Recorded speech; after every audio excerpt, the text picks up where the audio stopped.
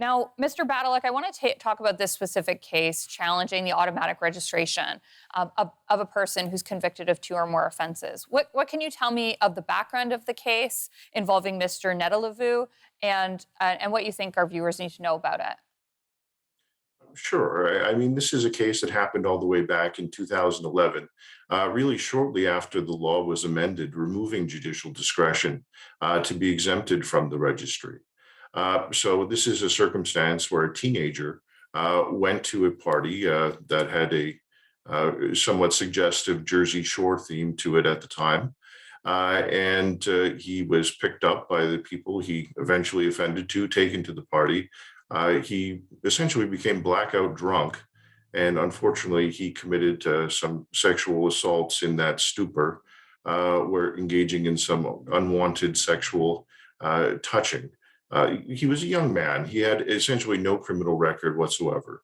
As I said, we're now almost 11 years after the date of the offense, and he's never reoffended. And what people don't realize is that most sex offenders don't reoffend. It's really a subclass of them who are kind of serial offenders, who I think this law was intended to capture. But we're casting a very broad net.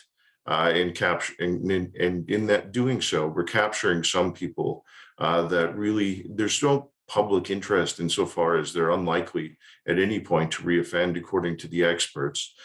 Because if you have someone who's a low risk of reoffense, their chances of reoffending to begin with is something like 7%, and that halves every 5 years. So if we look at someone who's already been released into the community for over 5 years, we're looking at a risk of reoffense that's around 2 to 3%, and that's no greater than the spontaneous risk to the public of a sexual offense from anyone with a criminal record.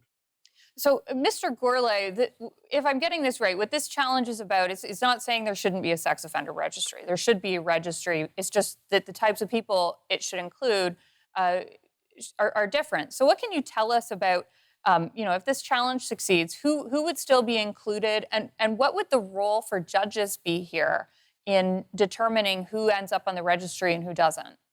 Sure. So the challenge brought by Mr. Badaluk and his co-counsel, as well as the challenge that's supported by the intervener I acted for, asks the court to do two things. One, restore the judicial discretion that was a part of the law pre 2011, and two, get rid of these mandatory lifetime orders that are lifetime in duration without any choice in the matter from the judge.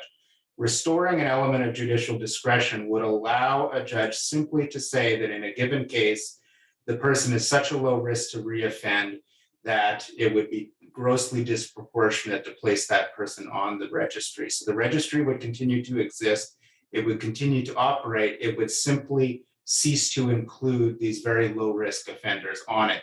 And we say that's a situation in which everybody wins, the accused and the public alike, because the public isn't really being protected by having these people on the registry. So, Mr. Gourlay, how would a judge determine if a person is low risk or not low risk? I do understand the concern of the public of not wanting to have a sex offender living beside them and the government not having any information about it. I mean, I do understand the public purpose here. So how do judges make that determination about if it's reasonable to include someone on that list?